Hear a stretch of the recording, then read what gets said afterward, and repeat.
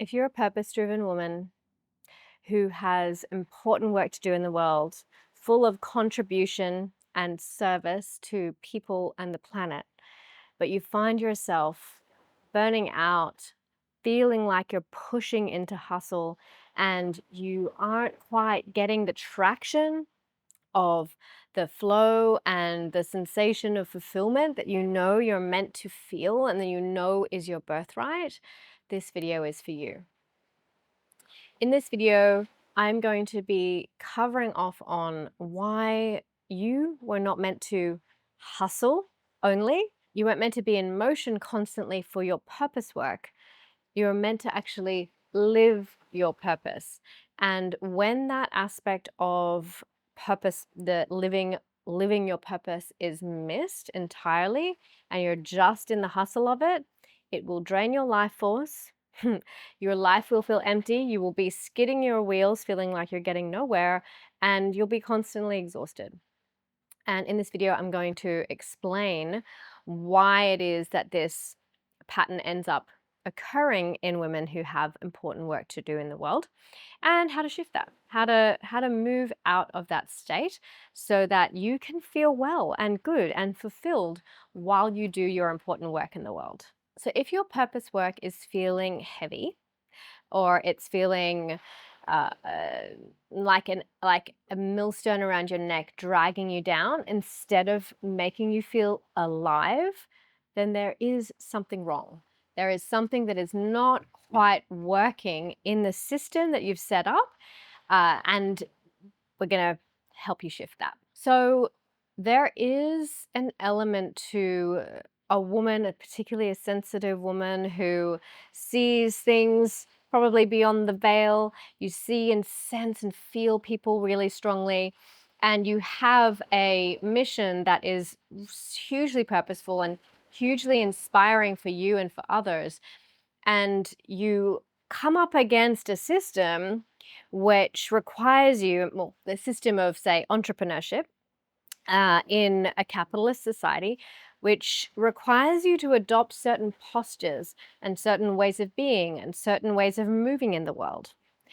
And what this can do, if you are not really strong in your own sense of doing what works for you, and well, finding what works for you, what sort of rhythms work for you, how to work with your menstrual cycle if you're a cycling woman, how to allow for rest, nervous system integration, all of those things. If you aren't a stand for that, then you can get swallowed up into the system, into the ways of how things are supposed to move, particularly in our masculine dominated society in the West.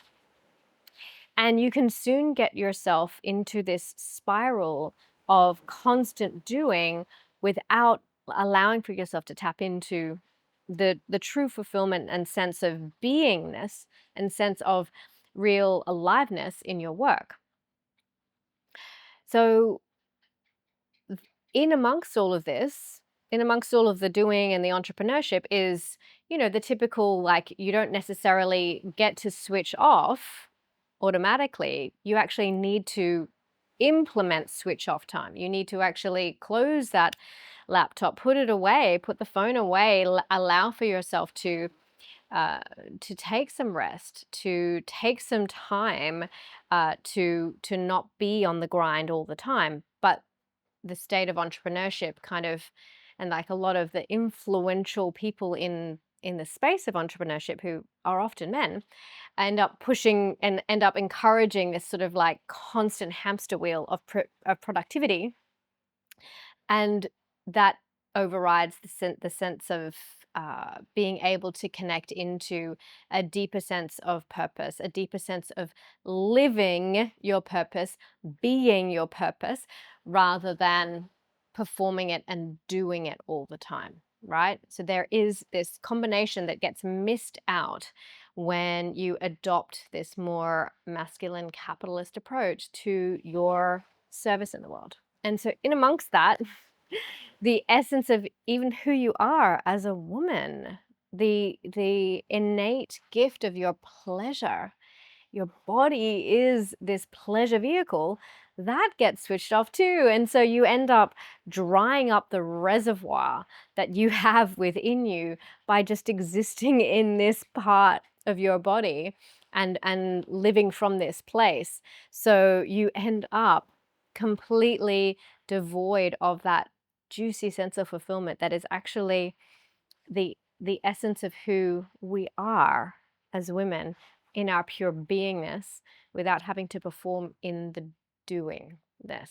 Oftentimes as well, what can hijack us in as sensitive women is we tend to very naturally overgive. We tend to very naturally martyr ourselves in the interests of others. So that might mean being more available for clients than what we probably should be in terms of, you know, holding the line, holding the boundary for what it is that we actually need for our wellness and well-being. We're there for others. We will move into that space of service and giving to the point of overdoing it, and then we drain our life force and don't allow for the recharging, the regeneration and rejuvenation of ourselves, because we're so busy prioritizing other people's needs and wants and desires.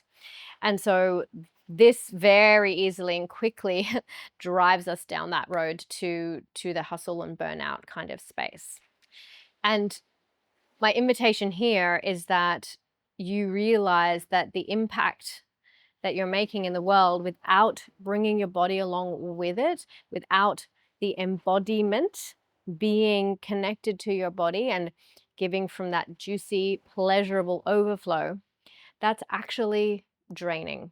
That's draining your life force, and that is not really going to be sustainable in the long term, right? That kind of makes sense. What is often missing in this dynamic, and I really want to invite you to inhabit this as a concept that is lived within you rather than just something that you keep pushing to the background, and that is joy as a critical infrastructure of your existence, a critical aspect of how you move through the world in your service.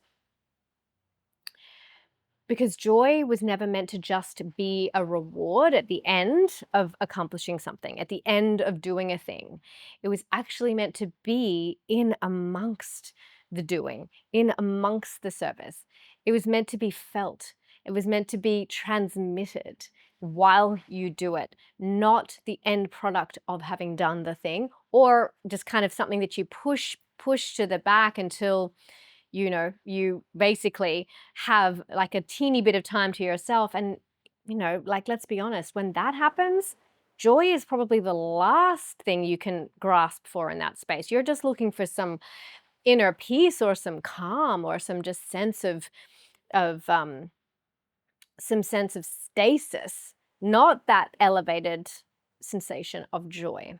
But if you start to cultivate joy as a crucial infrastructure of your service in the world, you then get to actually inhabit the fullness of who you are while you're doing the thing, and you end up being able to sustainably hold your service, sustainably hold what it is that you're here to do, how you give in the world, without enabling the dynamic of the martyr, without overgiving and draining your life force. You actually are allowing yourself to truly be the alive and brilliant woman that you are while you're doing the work. And that is such a gift to yourself and to everybody around you. I also firmly believe that your aliveness, our aliveness, fuels our contribution far more effectively than discipline does.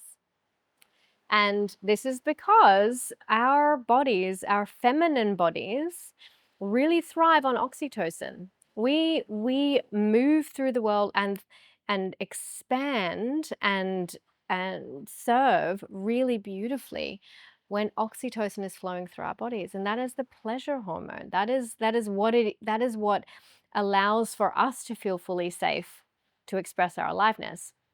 Whereas the masculine oriented beings who have people who have a masculine core, they really thrive on vasopressin, which is the challenge hormone.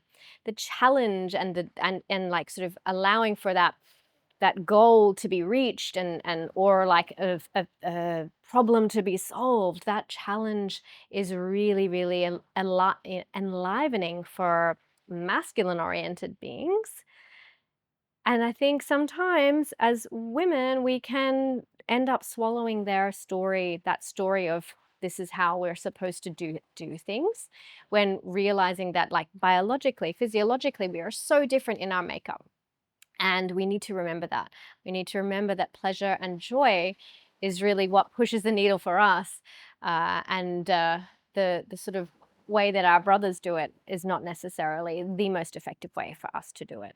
When it comes down to living our purpose, we end up not chasing the impact.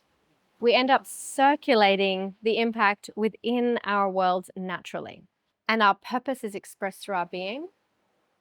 And abundance flows into our space, into our world without forcing. And it's just a natural response rather than this aspect of needing to chase and get.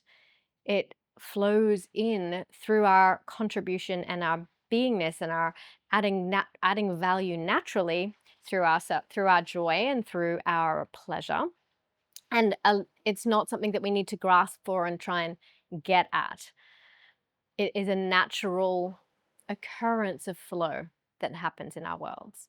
And this enables our contribution to be something that does not require sacrifice of ourselves, because you were not meant to be in hustle constantly to live your purpose, to contribute in your life of service. This is not your natural state, the hustle, the do. You're actually meant to, and this is something, again, like I really want for it to land in your system. You're actually a vessel that is here to allow for life to move through you. You have a womb for a reason. You are a creator being. Life has been designed to move through you and out into the world. And whether that is a life as a child, like birthing a child, or through the birthing of so many creative contributions, service, and endeavors, when you remember that life is meant to move through you in your beingness, first and foremost, and then be given out into the world in service, you are going to improve all of your metrics in the world, all of the productivity, all of the results, without pushing yourself, overriding yourself into burnout territory. You're going to be in your natural buoyant state of joy, of pleasure, and of service. So I invite you to inhabit some of these suggestions into your life and see how they work for you and see how they work for your service in the world. Sending you so much love. If you enjoyed this video, please like it, forward it on to someone that you think would enjoy it, subscribe, leave a comment below. Do you have this sense in your own life that you may be needing to move from this hustle state into more of that joy infrastructure and living from the essence of who you are and giving from that space rather than the override tendency? I want to hear from you. Sending you so much love. Bye.